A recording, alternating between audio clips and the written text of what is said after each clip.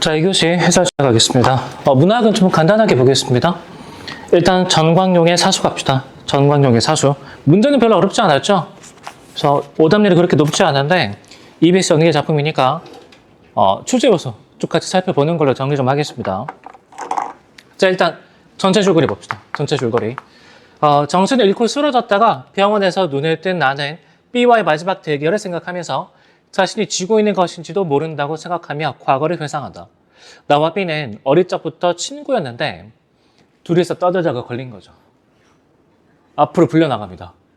근데 예전에는 학교가 거의 야생의 시대였거든. 스님들 선생님한테 싸대기 많이 맞았습니다. 맞아가면서 고전시가 상충곡 이런 거 외우고 그랬죠. 아무튼 간에 떠들다가 걸려가지고 야 너네 앞에서 둘이서 서로 뺨 때려. 근데 여기서 나는 그래도 친구니까 차마 처음에 세게 못 때린 거죠. 이렇게 했는데 제대로 안 해. B는 확. 그때부터 어떻게 되는 거죠? 갑자기 과열이 되기 시작하는 거죠. 그렇죠? 그러니까 선생님의 명령 때문에 이상한 경쟁 의식이 생겨나게 된 거죠. 따뜻해? 그리고 그때부터 나와 B는 다 경쟁으로 묶이기 시작합니다. 경쟁으로.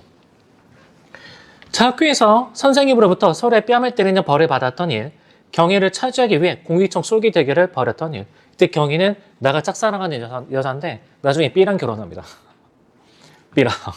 아무튼 한국전쟁으로 셋이 다 헤어지지만 B의 계략으로 경희가 B와 결혼한 일 등을 겪으면서 나는 B에게 항상 패배감을 느껴왔다. 자, B는 이적 행위로 구속되고 나는 B의 사형집행을 맡은 사수가 되는데 다른 사수들이 쏜 총에 B가 쓰러진 뒤 나도 B에게 지지 않기 위해, 그러니까 어릴 적 친구가 아무리 경쟁의식에 불타고 있다지만 죽음의 위기에 처했는데도 그 마지막 순간까지도 대결이라고 생각하고 있는 거죠. 이해됐죠? 그래서 인간의 본능적인 대결 의식을 그리고 있는 작품인데 쌤도 그런 적이 있었거든. 그러니까 내가 고등학교 돌아가서 이제 고2 때는 계속 쭉 전교1등 했었는데 고3 때 수학이 안 돼가지고 몇 번 뺏겼습니다. 근데 그 친구는 지금 세종시에서 공무원으로 일을 하고 있는데, 그러니까 그 친구랑 나랑 계속 2등, 1등 이렇게 엎치락 뒤치락 했거든. 그러니까 그때부터 몇 번 그렇게 엎치락 뒤치락 했더니 모의고사 치고 나면 친구들이 막 달려와. 그러면서 걔 이름이 예컨대 홍길동이라고 하면 야, 홍길동 이번에 몇 점이라던데? 우리 반 앞에서 소리를 지르고 갑니다. 근데 그때부터 막 되게 신경이 쓰이는 거죠. 그러니까 걔랑 나랑 전혀 불편한 사이가 아니었는데 이상하게 그다음부터 되게 불편해지는 거야. 아무리 그 친구가 되게 성격이 좋아가지고 싸우거나 그러진 전혀 안 하지만, 그러니까 뭘 해도 그 친구한테는 이제 지기가 싫어지는 거죠. 그래서 내가 고3 때 하다도 안 되니까 3시간만 자고 공부해보고 그런 적도 있었거든. 물론 폭망했습니다. 잠 줄이면서 공부하는 거 아닙니다. 알겠죠? 자, 또 다른 예시로는 어떤 게 있냐? 이게 지금 그림 잘 안 나오죠? 여러분 혹시 방송인 홍진호 알고 있습니까? 이 사람이 2등의 아이콘이죠? 2등의 아이콘 잘 몰라? 잘 모르면 그냥 넘어가고. 아니, 쌤은 약간 좀 아재이기 때문에 우리 때는 프로게이머 하면 무조건 임요환이었거든. 그 임요환의 숙명의 라이벌 중에 한 사람이 바로 홍진호입니다.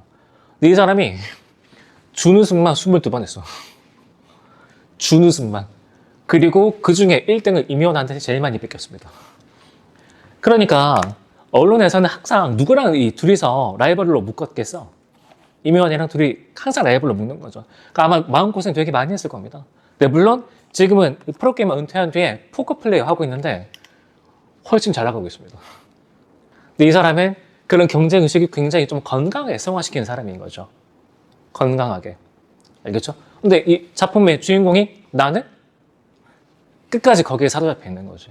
무슨 말인지 알겠습니까? 이해되죠? 오케이. 자, 그러면 여기서 보기 같이 보겠습니다. 보기. 어릴 때부터 줄곧 이어온 B와의 대결로 인해 나는 B를 운명의 대결 상대로 여긴다. 그러니까 곧 죽어도 너한테는 무조건 이겨야 된다. 뭐 이런 거 있죠.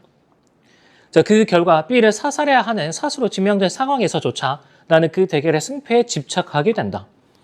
하지만 사형수로서 보이는 B의 태도와 사형 집행 과정에서 떠오르는 일련의 사건들은 나로 하여금 최후의 대결에 대해 극도의 혼란을 겪게 한다. 무슨 뜻이죠? 정작 B는 나한테 대결의식이 전혀 없어. 나 혼자 열등감에 젖어 있는 거죠. 자, 이런 의미에서 이 작품은 개인적 경쟁 의식과 그것을 끊임없이 자극하고 강제하는 외적 상황에 의해 인간성이 어떻게 위협받는지를 보여준다. 그러니까 상대방을 있는 그대로 보지 못하고 그냥 단순히 경쟁 상대로만 바라보게 된다 이거지. 그걸 누가 몰고 가고 있다고? 외적 상황이. 이해됩니까? 그러니까 최초의 외적 상황이 누구로 주어진 거죠? 선생님. 이해됐죠? 그래서 21번의 정답은 5번인데 방아쇠를 당긴 것 자체는 그냥 내가 당긴 겁니다. 근데 일생을 거치면서 그렇게 강제하도록 누가 끌고 왔던 거죠? 외적 상황이 끌고 왔던 거죠. 알겠죠? 아무튼 간에 방아쇠를 당긴 건 자이야. 그래서 5번이 정답인 거죠. 이해돼? 됐죠? 자, 그럼 본문 가겠습니다. 본문의 몇 구절 같이 살펴볼 텐데 자, 첫 번째 단락 갑시다. 자, 지금 나의 경우는 약간 다르다. B가 오늘 집행되는 수형의 당사자라는 걸 알았을 때 나는 순간 그것은 참말 계량할 수 없는 눈 깜짝할 찰나지만 빨간색 밑줄 복수의 만족감 같은 회심의 미소를 지을 뻔했다. 대결의식에 불타고 있다 확인되죠? 그리고 보기 내용 고려하면 여기서 인간성이 어떻게 되고 있는 상태? 위협받고 있는 상태. 알겠죠? 자, 다음에 어디로 가보냐면 중략 뒤로 갑시다. 중략 뒤. 나를 만난 경희는 실종 울기만 했다. 그것은 오랫동안 떨어졌다가 만난 육친의 애정 같은 것이어서 그 자리에서는 그와 나 사이에는 아무런 장벽도 없는 것만 같았다. 경희는 남편인 B의 구출 문제보다도 나에게 대한 자신의 변명 같은 호소로 일관했다. 사변통에 나의 행방은 알 길이 없었고 수복 후에 우연히 만난 것이 나와 자기와의 과거를 가장 잘 아는 B였기에 나의 생사에 대한 수소문에 서두르는 사이에 나의 소식은 묘연했고. 결국 누구 탓이야? 지 탓이네. 그렇죠? 경희가 B와 결혼하게 된 건 일상적으로 잘 챙겼어야지. B와의 결혼이 정식으로 성립되었다는 것이다. 나로서는 지금이라도 경희가 B를 버리고 나의 품으로 뛰어오겠다며 받아들일 수 있는 애정의 여신이나 아량이 없는 바도 아니었지만은 몇 번이고 죽음에 직면했던 나로서 경희의 행방에 대한 관심이 얼마 동안 적극적이 되지 못하였던 나 자신에 대한 자책이 이제야 더욱 거세게 싹터 나로 하여금 아무의 힐난도 못하게 만들었고. 자, 그럼 적어도 뭐는 사라지게 되는 거죠? 경희 때문에 생겨나는 B에 대한 대결의식은 사라지게 되겠죠. 내 잘못이란 걸 깨닫게 됐거든. 됐습니까? 오히려 경희에 대한 미안한 생각으로 가슴이 뿌듯해지게 하는 것이었다. 그러나 이미 때는 늦었다. 파란색 밑줄. B의 구명운동이 우리들의 긴급한 일로 당면될 뿐이었다. 다시. 지금 나는 B를 무슨 상대로 생각하고 있는 거지? 대결 상대가 아니라 구해줘야 될 친구를 생각하고 있는 거죠. 그러니까 인간성이 일시 회복된 상태인 거지. 이해됐나?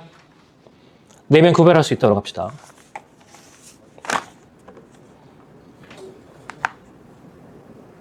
자, 7쪽 갑시다. 7쪽.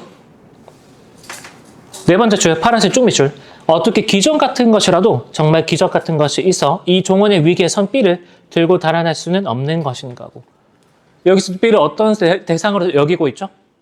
구해줘야 될 친구로서 생각하고 있죠?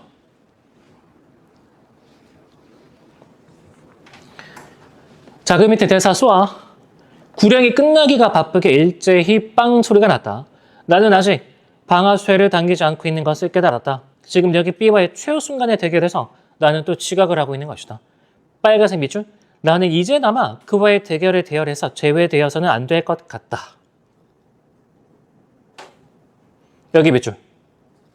자, 그러면 결국 뭐에서 벗어나지 못한다? 이런 외적 상황에서 벗어나지 못한다. 그렇게 해석할 수 있겠죠. 그럼 마음이 왔다 갔다 하고 있는 거지. 그러니까 네 글자 뭐?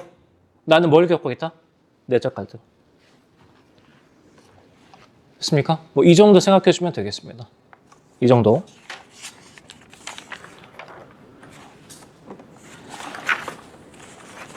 자, 다음에 23번은 많이 틀리긴 했는데 이거 육모 연계 작품이죠?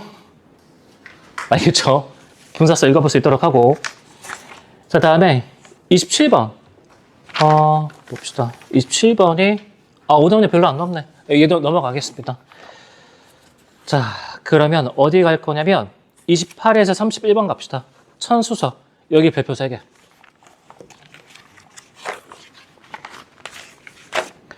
자, 천수석 가겠습니다.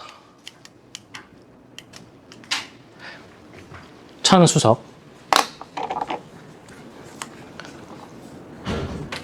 내 생각에 출제될 가능성이 굉장히 높은데, 그죠? 근데 다행히 우리 저번 회차 풀었었던 화전가 있죠. 굴팽이 그대로 나오죠. 내가 생각했던 그 출제 포인트 거의 그대로 다 나왔던데. 쌤이 그래서 화전가 나올 가능성 높지 않다고 얘기했다가 헉 했습니다. 근데 나올 수도 있다고 그랬잖아. 그리고 수업 때 강조했던 거 거의 다 들어맞았죠. 그쵸? 여러분 다 공부해. 아무튼 천수석이 내 생각에 나올 수 있을 만한 작품 중에 하나인데, 이게 왜 그러냐면 인물관계가 좀 복잡해. 알겠죠? 특히 이 세 명의 양부인이 문제입니다. 세 명의 양부인. 자, 그래서 인물관계부터 좀 정리를 해봐야 되는데, 자, 일단은 여러분이 이걸 먼저 좀 인정을 해줘야 돼. 그 소설 있죠? 소설. 소설이 만약에 전문이 이렇게 있다고 합시다. 그럼 우리가 시험장에서 맞닥뜨리게 되는 부분은 소설의 일부분이죠. 그렇죠? 그러니까 예컨대 여기 중간에 딱 띄어왔다 이거지. 그러면 여러분 지금 뭐가 빠진 상태죠? 앞부분의 내용이 싹 다 빠져버린 상태인 거죠. 그러니까 맥락이 없는 상태인데 갑자기 첫 문장 얘처럼 설오경이 가마에 실려 바로 천년궁으로 향하자 유무와 시녀들이 울며 따랐다. 뭔 상황이야 이게? 뭔 상황이죠? 알 수가 없죠. 알겠죠? 게다가 설오경 인물 나오고 천년궁 공간도 나오고 그 다음에 위광미 인물 또 나옵니다. 그 다음에 설정궁 인물 또 나오죠. 인물 관계가 확정이 안 되는데 자꾸 추가가 돼. 그렇죠? 근데 그건 어쩔 수가 없다. 그러니까 이 부분이 날아가 버린 상태이기 때문에 여러분이 이 지문을 쭉 더 읽어 내려가면서 그때그때 맥락을 확정해 주는 수밖에 없어. 알겠죠? 그래서 이런 인물관계가 끝까지 확정이 잘 안 되고 불편하게 만들었던 대표적인 기출이 바로 이 24년 수능의 박태원의 골목안인 거죠. 그러니까 여러분이 찝찝한 때문에 새로운 인물이 자꾸 튀어나오는데 누구지? 뭔 상황이지? 모른다니까 아무리 독해해도. 그러니까 어떻게 해줘야 돼? 일단 이 정도 공간이 있네? 그 다음에 이런 사람이 추가로 튀어나왔는데 아직까지 누군지는 모르겠다. 다만 확인은 해둬야지. 그리고 나서 떡밥이 나중에 회수가 되는 거죠. 나중에. 그래서 그걸 잘 견딜 수 있어야 돼. 알겠죠? 뭔 상황이죠? 이해 안 된다고 그냥 죽축 있어봤자 어차피 이게 빠진 상태이기 때문에 이해 안 됩니다. 묻겠습니다. 여기서 첫 번째 문장 있죠. 아무리 읽어봐. 천년국이 뭐하는 공간인지 알 수 있겠습니까? 모른다고. 몰라. 근데 천년국 뒷부분 쭉 가면 이제 나중에 떡밥이 회수가 되죠. 그런 거 잘 견뎌낼 수 있어야 돼. 소설은 그런 게 좀 중요합니다. 여러분이 불편하게 만드는 걸 잘 견디고 일단은 맥락이 파악이 될 때까지 쭉 전진해보죠. 이런 태도가 필요하다고. 시하고는 좀 다르죠. 자, 일단 첫 번째 그렇고, 그래서 인물관계 있죠. 호칭 가지고 정리해낼 수 있어야 돼. 호칭. 됐습니까? 자, 기출예시 보겠습니다. 자, 한참 정의와 별의별 말이 다 오고 가고 하였을 때 불단집에서 막 설거지를 하고 있던 갑순의 할머니가 뛰어나왔다. 자, 그러면 정의와 누군가가 지금 싸우고 있었겠죠? 근데 갑순의 할머니가 뛰어나왔대. 갑득이 어미는 그러면 정의랑 싸우고 있었던 사람이 바로 갑득이 어미겠지. 갑득이 어미는 경우에 따라서는 뭐라고? 그것도 뭐냐? 그러니까 이런 식으로 인물관계가 하나씩 확정이 된다고. 됐나? 그러니까 오늘 질문에서는 이게 어디에 적용이 되냐면 여러분 다섯 번째 줄, 밑줄. 아버님과 장인어른께서는 밑줄. 아버님과 장인어른께서는. 자, 그럼 묻겠습니다. 위보영은 누구 아들이죠? 위광미. 됐나? 그 다음에 장인어른이라고 부르고 있죠? 누구를? 설정문을. 그럼 오경이는 누구 딸이겠어? 설정문의 딸이겠죠. 그리고 보영과 오경은 서로 결혼한 사이였겠지. 여기서 고전소설 문제풀이 짬이 좀 있다. 천년궁을 향했다 그랬죠? 혼사장의 모티프겠죠. 이렇게 확정되는 거지. 됐습니까? 그러니까 여기까지 가야 확정이 돼. 이거는 그나마 좀 빨리 떡밥이 회수가 된 겁니다. 좀 빨리. 진짜 심한 건 한 열 몇 줄 더 읽어야 돼. 열 몇 줄. 여러분 혹시 최명에게 무성격자 기억납니까? 정일하고 용팔이 나왔던 거. 그래서 용팔이가 정일한테 가족관계라는 건 어렴풋이 짐작이 가는데 무슨 관계지? 한 20줄 넘게 읽어야 그 힌트가 나와. 나머지는 제가 장인께 말씀드리겠습니다. 우리 아버지 사위구나. 관계가 그렇게 잡히게 되는 거죠. 이해됐죠? 자, 지금은 좀 빨리 나온 편인데 여러분이 소설을 읽다가 이렇게 인물 관계가 뒤늦게 확정되는 게 훨씬 그 구간이 길어질 수도 있다고. 버틸 수 있겠습니까? 가능하죠? 됐지? 자, 그 다음에 인물 관계 좀 정리해 보겠습니다.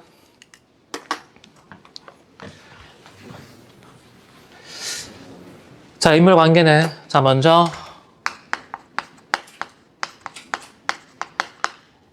위 광미, 그 다음에 한씨가 있고, 그리고 이씨가 있고, 다음에 양부인이 있습니다.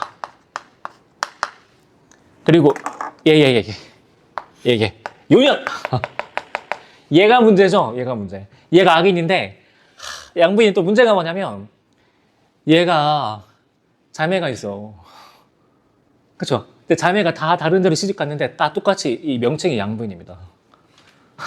그래서 세 명의 양부인을 구별해줘야 돼. 자, 일단은 위광미하고 한씨 사이에는 소생이 없습니다. 자식이 없어. 그리고 이씨 사이에서 누가 태어나냐면 보형이 태어나죠. 그죠? 태어나게 되는데 당연히 양부인은 누가 눈에까지야? 예. 여기. 됐습니까? 눈에까지죠. 그래서 담글 계획을 짜게 되는데, 자, 이때 이 두 명의 양씨가 또 등장하는데, 자, 첫 번째 양씨는 누구 부인이냐면, 얘는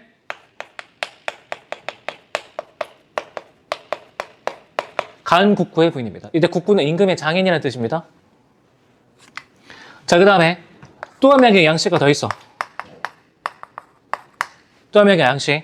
그리고 이 양씨는 누구 부인이냐면 이번엔 또 곽국구의 부인이야.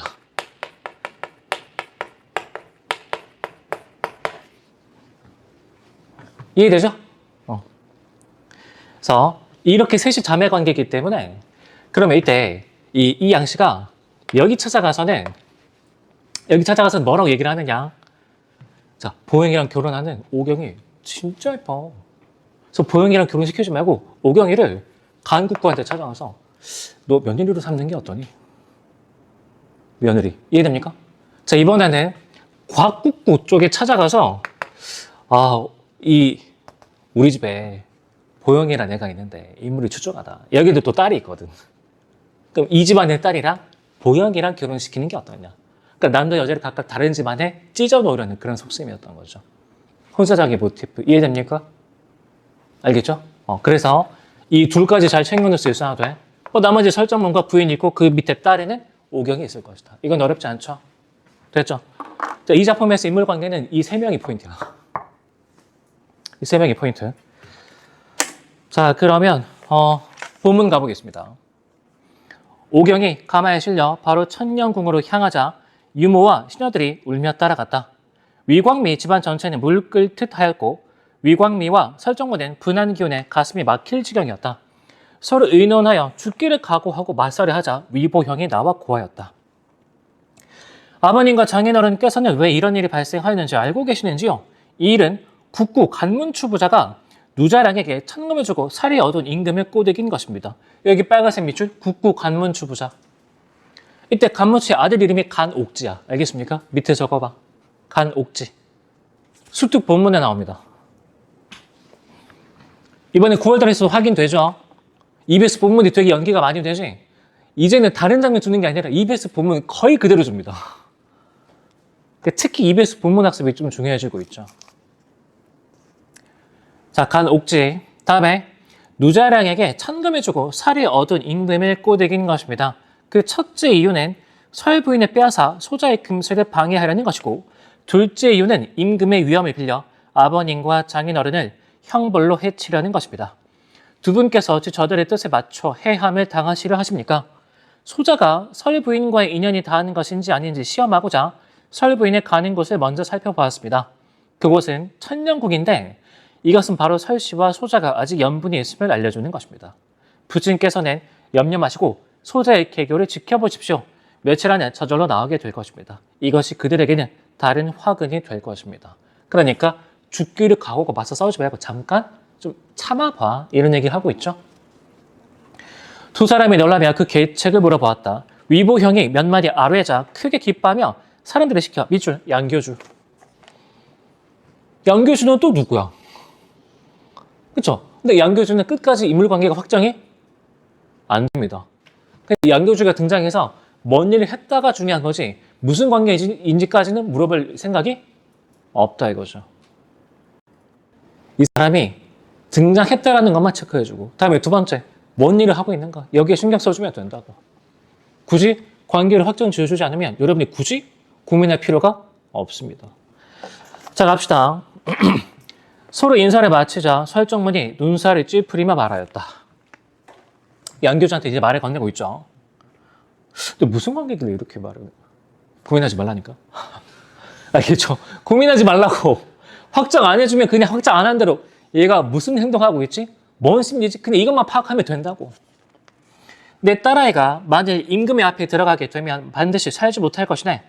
딸아이의 목숨이 오직 그대의 손에 달렸으니 이를 더디게 하지 못할 것일세. 제가 만약 따님을 구할 힘이 있다면 죽기를 하지 않겠습니까? 하지만 따님이 이미 궁중에 들어갔는데 제가 무슨 힘으로 구하겠습니까? 지금은 구월 안에서 임금의 총애를 곽숙비를 당할 사람이 없네. 곽숙비와 간귀비는 서로 원수같이 지냈는데 간귀비는 이미 죽었네. 그런데 간국구가 이런 일을 꾸몄네. 그러면 간국구는 무슨 의도인 거지? 오경이를 임금의 새로운 와이프로 들여가지고 누구를 견제하겠다? 곽숙비를 견제하겠다 이런 얘기인 거죠. 자, 곽숙비가 오로지 다 갖고 있는 총애를 좀 무너뜨리고 싶은 거지. 이해됩니까? 그러니까 여기서 보영의 계책이 뭐였던 거야? 아버님과 자기 어른이 직접 아랠 필요가 없고 누구를 움직이면 된다? 곽숙비를 움직이면 된다. 이런 뜻이었던 거죠. 알겠죠? 역시 적의 적은 나의 친구죠. 적의 적은 나의 친구. 뭐 이런 얘기인 거죠. 자, 임금께서 만일 내 딸아이를 본다면 그 애는 자진하여 죽을 것이야. 다행히 택일하여 들여보내려고 우선 천년궁에 뒀으니 아직 좀 시간이 여유가 있네. 이런 뜻이죠. 자, 밑에 양교주가 무슨 말인지 알아채고는 답하였다. 오, 머리 좋습니다. 금방 뭔 말인지 알아먹죠. 제 자식이 궁궐에 들어간 후로는 일절 연락하지 않고 지냈습니다만 마땅히 따님을 위해 가르쳐 주신 계책을 따르겠습니다. 여기 밑줄 제 자식이 궁궐에 들어간 후로는 앞부분에 대한 그럼 고려해봐. 이때 양교주의 자식은 아마 궁궐에서 일하는 여인일 텐데 누구랑 가깝게 지낼까? 당연히 저 곽숙배랑 가깝게 지내는 인물이겠죠. 또는 곽숙배에게 뭔가를 전달할 수 있는 위치에 있는 사람이겠지. 이해됩니까? 그러니까 굳이 양교주를 불렀겠죠? 자, 말을 마치고는 즉시 집에 돌아가 글을 써서 딸 출연에게 주어 궁중으로 보냈다. 양상국은 그동안 아버지의 편지를 받아보지 못하다가 호련 아우 출연이 밖에 왔다 하더니 궁녀가 봉해진 서신을 올리자 놀란 마음에 일단 출연은 돌아가게 하고 글을 읽어보았다. 그리고는 한 가지 계책을 생각하고는 파란색 밑줄 한 가지 계책을 생각하고는 자 묻겠습니다. 여기서 양상국은 왜 움직이고 있는 거죠? 누구의 부탁을 받았기 때문인 거지? 지금 아버지의 부탁을 받았기 때문에 지금 계책에 동참하고 있는 거죠. 이해됐나? 자, 그러면 31번 갑시다. 5번 다시 읽어봐. 31번에 선주 5번. 양상국은 따로 갖고 있는 욕망이 없죠. 왜 조력자로 행동하고 있는 거지? 아버지가 부탁했으니까. 내면 파악하면 되는 문제 아닙니까? 근데 선제에서 그럴듯하게 얘도 뭔가 욕망이 있으니까 위부형을 도왔겠지. 끼워넣고 맞춰서 해석하니까 그럴듯해 보이는 거지. 이게 또 뭐 때문에 생긴 문제인 거죠? 급한 마음에 짐을 쭉 뚫어내지 않고 문제로 빨리 넘어가니까. 그러면 어떤 일이 발생하느냐? 선지의 논리에 휘둘려. 왠지 말이 되는 것 같은데 얘의 함정에 빠지게 됩니다. 알겠죠? 여러분이 주체적으로 문제를 쥐고 흔들 수 있어야지. 그건 어디서 나온다고? 지문 장악력에서 나온다고. 됐죠? 계속 갑시다. 근데 양상국이 말하기 스킬이 장난 아니야. 곽숙배를 되게 시시 긁어대죠? 안 그런 척 하면서.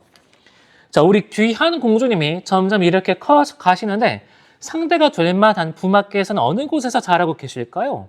마마께서는 마땅히 훌륭한 군자를 얻어 공주님의 귀한 쌍으로 삼으십시오. 이때까진 좋죠. 곽수비가 대답합니다. 너희들도 혹 어디 뛰어난 군자가 있는지 유의하여 보고 추천하도록 하여라. 이때부터 이제 본격적으로 글귀 타임이 시작되는 거지.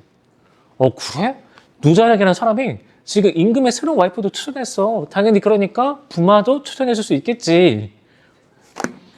이거 말이 좋아서 말이 좋아서 이런 표현인 거지. 속뜻이 뭐죠? 야, 너 큰일 났어. 정신 똑바로 차려. 이 정도 의미인 거죠. 그렇죠? 그 곽수비가 정신을 번쩍 차립니다. 그리고서 바꿔치기를 시도하죠. 그게 11쪽에 나와 있죠? 됐나? 그래서 이 점을 고려해주면 31번에 선지 3번, 4번, 5번 다 지울 수 있을 거라고 봅니다.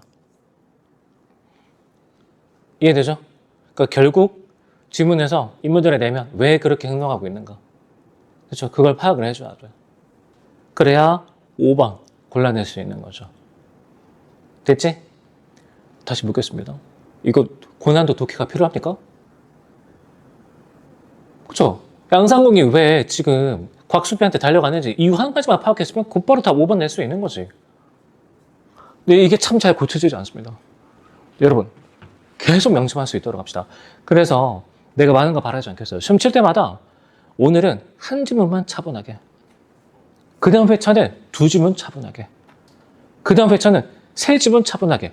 해봤더니 생각보다 시간 오래 걸리지 않네? 그리고 이게 훨씬 더 정확하네? 스스로 느껴봐야 돼. 그래야 스스로의 고집이 좀 꺾입니다. 그리고 정확한 독해로 계속 태도가 바뀌어 나갈 수 있게 되는 거죠. 이해됐죠? 자, 오늘 해설 여기까지 하겠습니다. 고생 많았습니다.